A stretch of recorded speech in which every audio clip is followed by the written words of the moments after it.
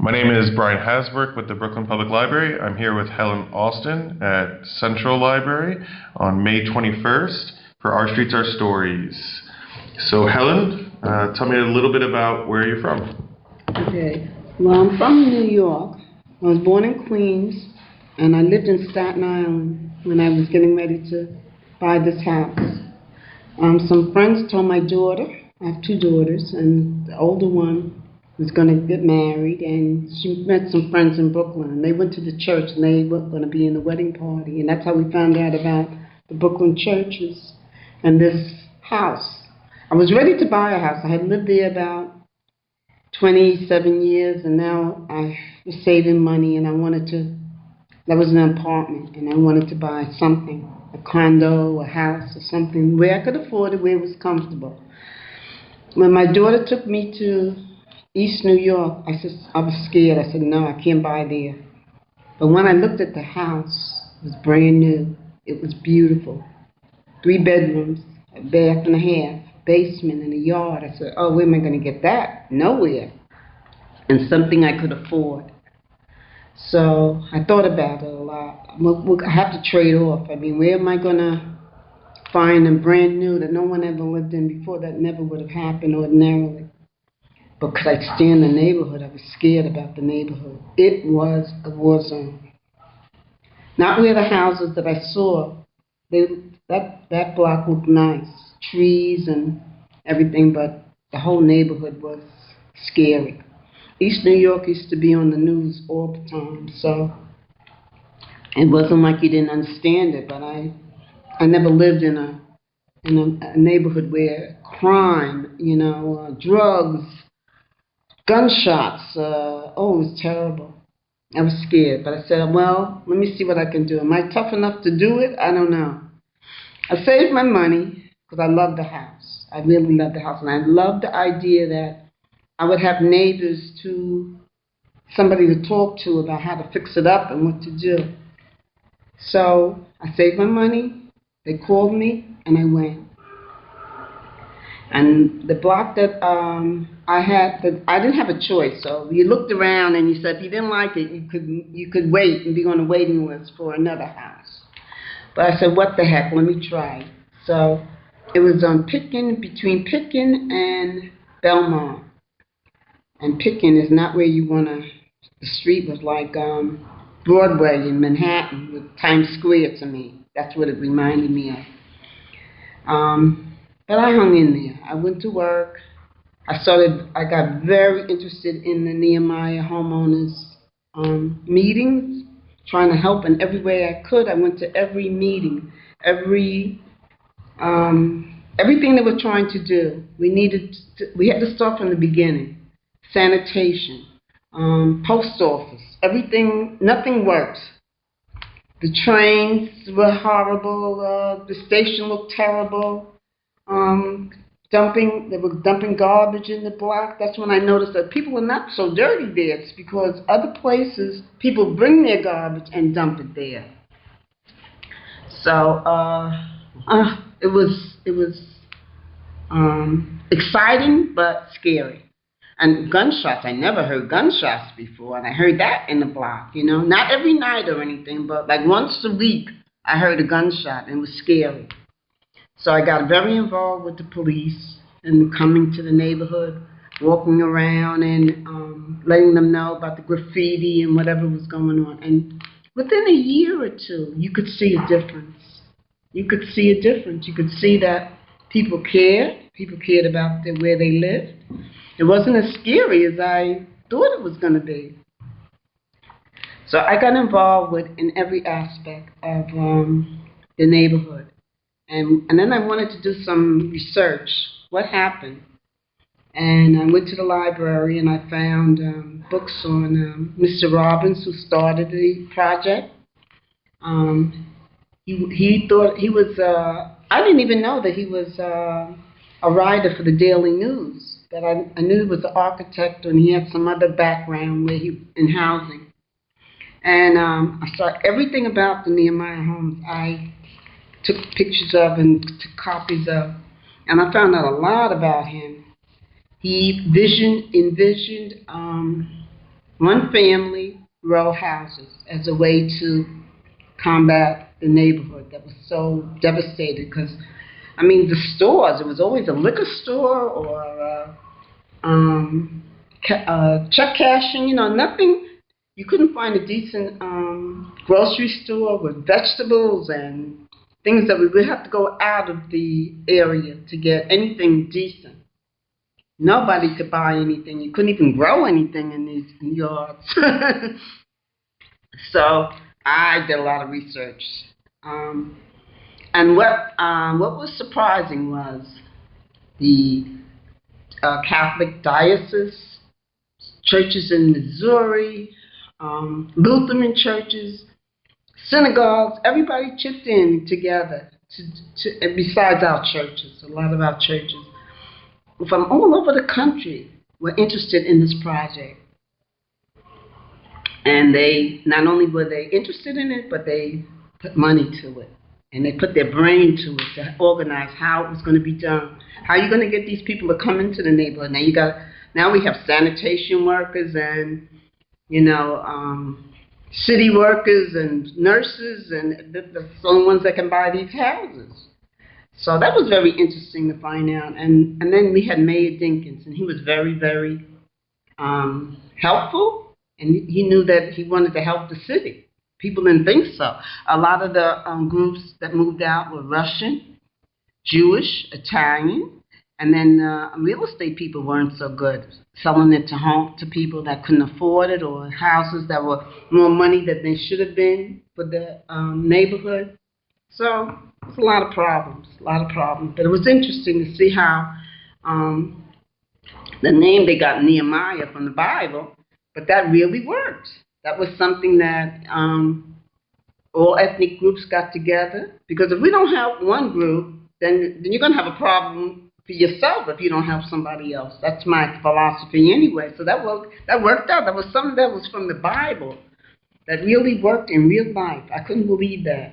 That was very mind-boggling to me. It was really moving to me to see that something that you read about, that you think that's so far off and abstract, is really reality. It's reality. And so that was an interesting thing. They wanted to build more homes, so that was very encouraging, because then if we're doing so good, Brownsville started it, and then East New York was next, and the homes got better.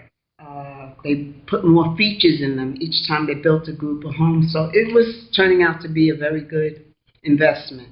And then the neighborhood started to come back. People started to come back that moved out, and people kept up their homes. So the other homes that were around, the people were starting to fix them up. They felt like encouraged. And then we got trees. I joined that Parks Department. The Parks Department has a program where you learn about the trees and all about the environment. And I went to that in downtown Brooklyn. And I didn't actually do anything with the trees, but I've learned a lot. I learned about the environment and different trees that you needed to pair together. There's a female and a male. I didn't even know that in trees. And so you have to be able to, you can't just cut the limbs and plant any old way. You have to. Some trees are susceptible to all kinds of bugs and things. So it was a lot. I learned a lot in that. I wanted to do more, but I didn't have enough time while I was working. I enjoyed that class that they had a class going on once a month for people in the neighborhood that were interested in beautifying, keeping New York, because we were losing a lot of our trees. The elms and the oaks were all dying out from different diseases. So it was very interesting. It was around 14th Street that I used to go once a month. And so I was encouraged. I felt a lot of people I met. A lot of people I saw cared about their neighborhoods more than you would think. When you read it in the paper, you think, oh my God, nobody cares, but a lot of people do care. They really do. So that was very interesting, Now, my daughter has a home also in the Nehemiah, so we could talk about it. We could, how you want to do the garden, what you want to do. And then I wanted to show them that if you work hard and save your money, that's the routine, this is what can happen. But we always wanted to live, and you don't want to rent all the time because you feel better when you own something, even if it's a condo or something. So that's important, What else can I say about the neighborhood improved immensely. Parks, we can take our children to the park. You can see the children playing soccer and football again. That was something you didn't see at all. They didn't even go to the parks. You got them to put more grass and make them user-friendly so people could sit in the park and read the paper. Now I even step. And, it's just a nice feeling. You can see things growing again. You feel comfortable. So the parks, that's a big thing. If you have children and grandchildren, where are you going to take them? So that was important, So we got the parks. So that's a wonderful thing. Sanitation is doing a lot better. I mean, we've got a lot of work to do. We're still not perfect at all, but we came a long way. So I don't think there's any more I can say. You mentioned you saved up to purchase the home. What were you doing? I worked for. Well, first it was manufacturing. I would work in the personnel, human resources for 15 years at manufacturers, chemical, and they merged. Manufacturers Hanover merged with chemical, with Chase, with J.P. Morgan, and so I retired from there. Financial analyst at the end.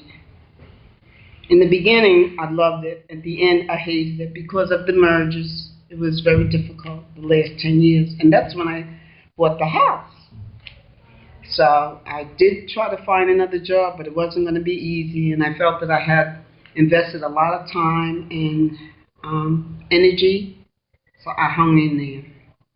So that was a time when there were a lot of layoffs and moving, jobs were moving out of New York City, but the timing was good for me. It was, they were moving to Florida, my group, and I didn't want to go there, and I wasn't the age to retire, but I got early retirement, so everything worked out so great for me. And in the next 10 years, I paid off the house. So you mentioned that your daughter also lives in one of the Nehemiah houses. Is she bringing up any children? Does she find it different from how? It's a big difference from when we lived in Staten Island. She talks about it all the time. They were riding bikes. They went. She did everything. Girl Scouts, brownies. I had them in every activity that you could get your name. But my granddaughter had to be in the house all the time because when she in Staten Island, it was open and wonderful, and you could run around, and everything was comfortable, even though we were in an apartment. The pool was across the street in the summer.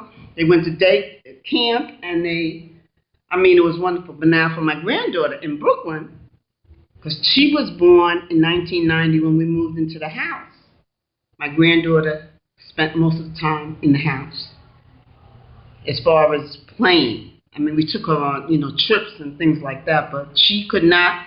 We were just talking about it. We went for Mother's Day, we went to dinner, and she said, and we were talking about it, because she said, on Halloween, I never went to the neighbors' houses, for trick-or-treat. Like my daughter, and we lived in an apartment, they came home with 10 bags of candy, where my granddaughter, we brought her the candy. You couldn't go to the neighbor's house because you didn't know them in Brooklyn. But in Staten Island, everybody knew us. And so it was more open and a lot more fun my daughter had, she says. So it's a big difference in how the children are raised, the generations are raised. You could go bike riding. It was just skating. We did everything, My granddaughter did it, but she did it differently. And not outside. Most of these kids are not out playing outside. Very sad, but they don't play outside. You mentioned the trees earlier. Did they have is there like a certain smell to them? Well, they took us on like tours. You know, you see the neighborhoods and see different trees. Because now I pay a lot of attention to the trees, and I see sometimes a city would plant trees that belong in parks in people's neighborhoods, which shouldn't be. So I got to see a lot of the boo-boos that were made, you know. Our trees, they do so much for the neighborhoods. They really, really do. That's the one good thing I have with Mayor Bloomberg. He did a lot to plant, because he knew that you need those trees. Our trees were dying under Giuliani. So, and he didn't care about the trees. But I have to give Mayor Bloomberg all the credit for that, because that was one of the things. My tree in front of my house was before Bloomberg, because I was in that program and I knew how trees should be in the neighborhood. And I came from a neighborhood where the trees were already 100 years old in the house that I was born in, you know. So I know how important trees are to a neighborhood. So I give Mayor Bloomberg all the credit for that, because he did help the city in neighborhoods where trees were dying. We had an epidemic of that.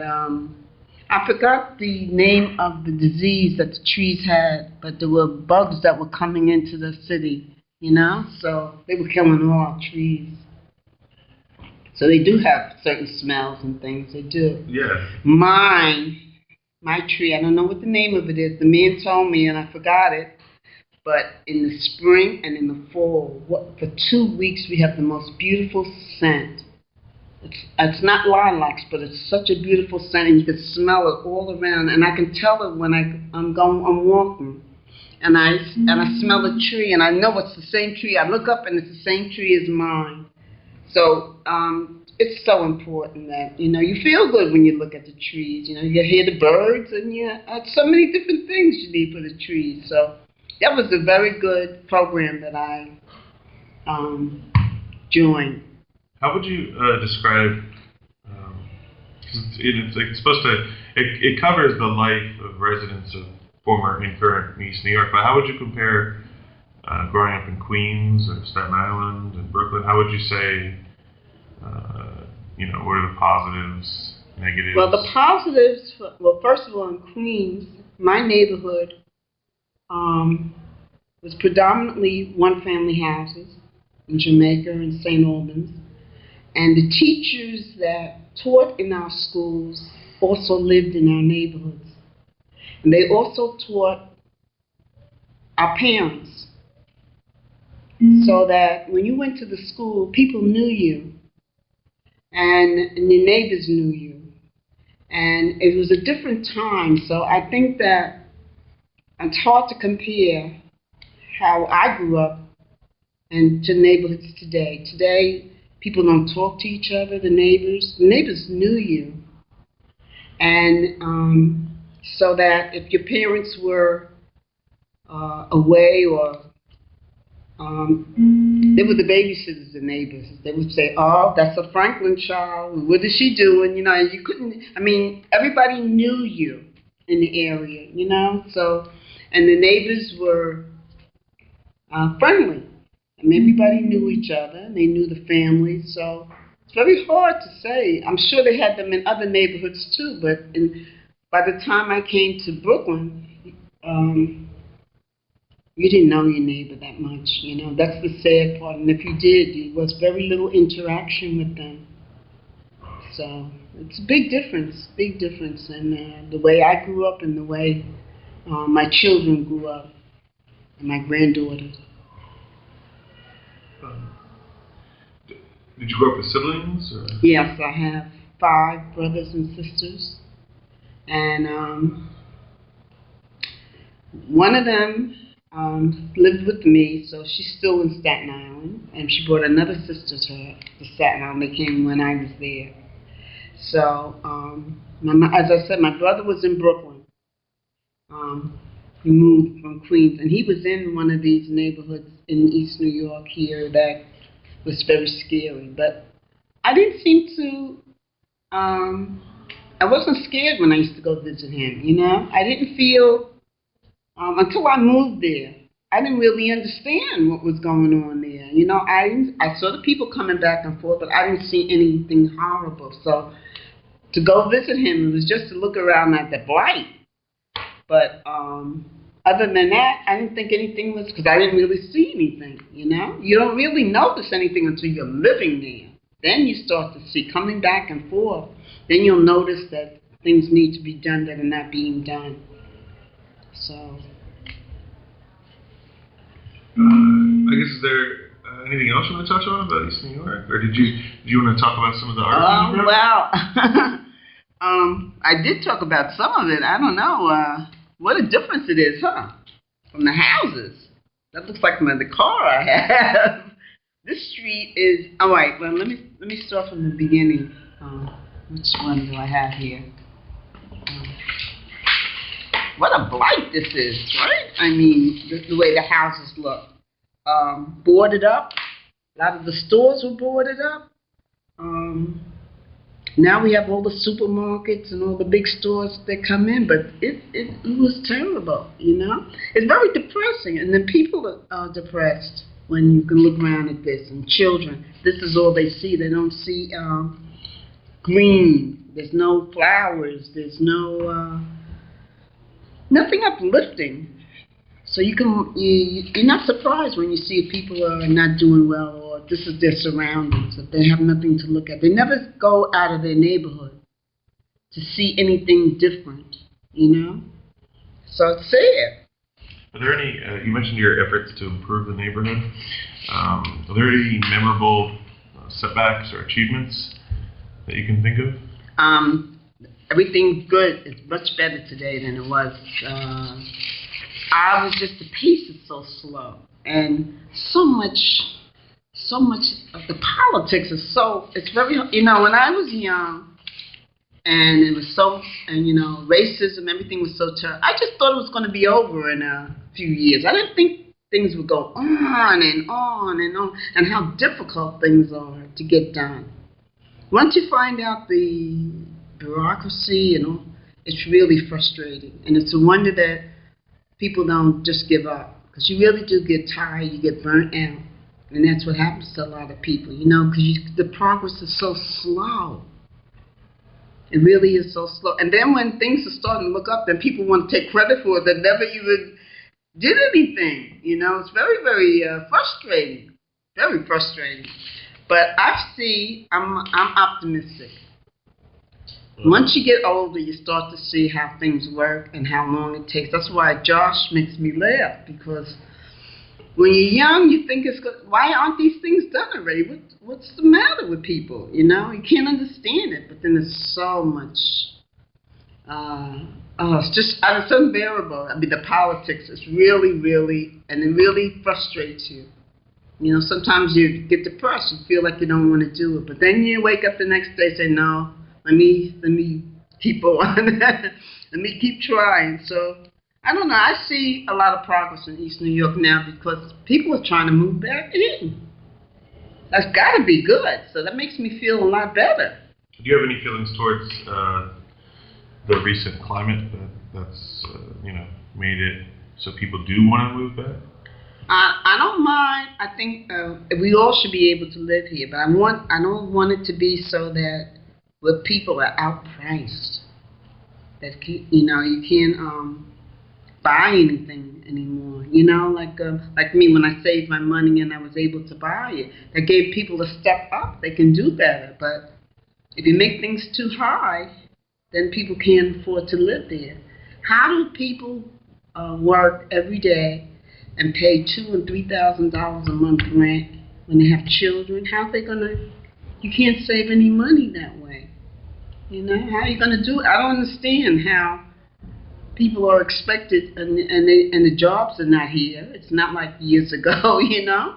I got my college degree while I was retired. I went back to school, and because I couldn't get the jobs I wanted, but I tried to go to school, but it was not easy to raise a family, save your money, and pay attention that the children are not on drugs and alcohol, you know, all the things that go on. That was a hard struggle. I had to give up promotions or not take them because I had to be home and help with homework and make sure that they were doing their homework, you know? So it's very difficult. How do they want parents to do that? It's very hard, and no jobs, and what are you going to aspire to? So I went back, and I got my degree, and I went to College of New Rochelle. That was my third college. I went to New York Institute of Technology. I went to Malloy College for a year. This is all in my lifetime, and then at the end, I went to College of New Rochelle and got my Bachelor of Arts degree with honors. And so my daughter was getting her master's, my granddaughter was in school, and we were always to go to the library, all three generations. We went to New Lots, we went to the one on Sutter Avenue, and this big library here. We also went to the one in Manhattan. So I wanted my granddaughter to see that no matter what, you got to go to school, you got to get your degree. She said, Grandma, I guess I have to get a PhD. I said, absolutely, because, you know, this is what the world is all about. But what kind of jobs can you get? That's the problem, you know? But you got to keep trying, so. Is there anything that we haven't covered that you wanted to speak to? I think I covered it all. Thank you very much.